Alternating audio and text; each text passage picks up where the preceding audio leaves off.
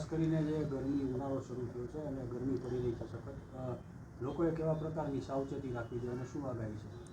જે આગામી 5 દિવસ જે ઇન્ડિયન મેટ્રોલોજીકલ ડિપાર્ટમેન્ટ છે એમની આગાહી અન્વયે આગામી 4 દિવસ સુધી છે, એટલે કે 4/4 સુધી છે, તાપમાન છે એ 37 ડિગ્રી રહેવાની શક્યતા છે. હાલ કોઈ હીટવેવની કોઈ આગાહી નથી. કોઈ પણ પ્રકારનું યલો ઓરેન્જ કે ઓરેન્જ એલર્ટ છે એ આઈએમડીના જે ડેટા છે એ મુજબ કોઈ ડિક્લેર કરવામાં આવ્યું નથી. ખાસ કરીને હાલ વાતાવરણ છે એ કોરી અને શુષ્ક હવા છે એની આગાહી છે કરવામાં આવી છે. તાપમાન જે 37 ડિગ્રી સુધી રહેવાની શક્યતા છે, પણ તો પણ હીટવેવ એટલે કે લૂ લાગવાની લક્ષણો છે એ ખૂબ જ જરૂરી છે. તો લૂ લાગવાના લક્ષણો શું છે એ સામાન્ય જનતાને ખૂબ જ માહિતી હોવી જરૂરી છે.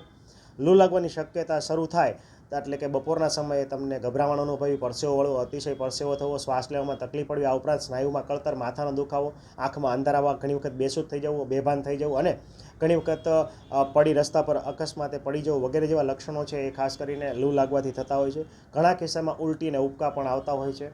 આ ઉપરાંત ચામડી બળવી, જે સ્કિન છે એના કલરમાં ચેન્જ થવો વગેરે લક્ષણો છે એ લૂ લાગવાના કારણે થતા હોય છે. તો આ તમામ લક્ષણો જો જણાય તો નજીકના આરોગ્ય કેન્દ્ર અથવા નજીકના કોઈપણ ડૉક્ટરનો છે સંપર્ક કરવો હિતાવહ છે. તો લૂ લાગવાથી બચવા માટે શું કરશો? તો ખાસ કરીને લૂ લાગવાથી બચવા માટે બપોરનો જે પીક અવર્સ છે 11:30થી 12નો જે સમય છે ત્યારથી માંડીને 3, 3:30 સુધીનો જે સમય છે જ્યારે સૂર્યના કિરણો છે સીધા છે એ પૃથ્વી પર પડતા હોય છે, એના અનુસંધાને તાપમાનમાં ઘણો બધો વધારે નોંધાતો હોય છે. તો આવા સમયે બહાર જવાનું છે એ બિનજરૂરી ટાળવું જોઈએ.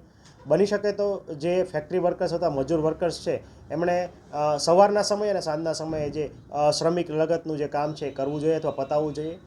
બપોરના સમયે ટાઢક અથવા છાયાવાળી જગ્યાએ પોતે આરામ છે એ કરવો જોઈએ. આ ઉપરાંત જેમને પણ લાંબા ગાળાની બીમારી છે, બીપી, ડાયાબિટીસ, કેન્સર ઉપરાંત કોઈપણ લાંબા ગાળાની કોઈ દવા લેતા હોય એવા વયોવૃદ્ધ લોકોએ, બાળકોએ, સગર્ભાએ બહાર જવાનું છે એ ટાળવું જોઈએ. ઉપરાંત પાણીનું જે સેવન છે દરેક વ્યક્તિને પૂરતા પ્રમાણમાં પાણીનું સેવન છે એ કરવું જોઈએ. ઓછામાં ઓછું દર કલાકે 200 ml એટલે 1 ગ્લાસ પાણી છે પીવું ખૂબ જ હિતાવહ છે. ખાસ કરીને વયોવૃદ્ધ અને એડલ્ટ લોકો કે જેમણે બહારનું અથવા તડકાનું કે આઉટફિલ્ડનું કોઈ પણ કામ કરવાનું હોય તો એમણે પોતાને હાઇડ્રેટ રહેવું ખૂબ જ જરૂરી છે. બની શકે તો બહારના અત્યંત ઠંડા અને ગળ્યા પીણા પીવાનો આગ્રહ રાખવો જોઈએ નહીં. ઘરે બનાવેલા જ્યુસ, લીંબુ પાણી, શરબત, નાળિયેર પાણી ઉપરાંત ભાતનું ઓસામણ, ORS ઉપરાંત ઘરે બનેલા કોઈપણ ફ્રૂટના જ્યુસ છે એ પીવાનો આગ્રહ રાખવો જોઈએ. જ્યારે પણ ગરમીના દિવસો હોય ત્યારે હળવું ભોજન છે લેવું ખૂબ જ હિતાવહ છે. ભરપેટ છે ભોજન લેવું જોઈએ નહીં. આ ઉપરાંત કટકે ભોજન છે લેવું હિતાવહ છે. બની શકે તો ખાસ કરીને ગરમીના દિવસોમાં છે બહાર જવાનું જો થાય તો છત્રી, ટોપી વગેરેનો ઉપયોગ કરવો હિતાવહ છે. ઘણી વખત છે બપોરના સમયે ગોગલ્સ અથવા સનગ્લાસનો પ્રયોગ પણ કરી શકો છો. બની શકે તો કોટનના સૂતરા હળવા કપડાં છે એ પહેરવાનો આગ્રહ રાખવો જોઈએ.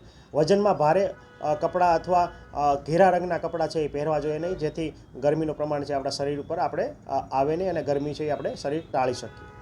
તંત્ર દ્વારા સર કેવી વ્યવસ્થા કરવામાં? જી, હાલ જે છે તમામ આરોગ્ય કેન્દ્ર ઉપર ORSનો જે સ્ટોક છે એ એન્શ્યોર કરવામાં આવ્યો છે. આ ઉપરાંત દરેક મેડિકલ ઓફિસરને હીટવેવ લગતના કોઈ પણ કેસ આવે તો નોંધવા, ઉપરાંત સારવાર અને પ્રાથમિક સારવાર આપીને જો એસેન્શિયલ લાગે અથવા જરૂરી લાગે તો પીડીઓ અથવા ટર્શરી કેર હોસ્પિટલ ખાતે મોકલવાની વ્યવસ્થા કરવા માટે જણાવવામાં આવ્યું છે.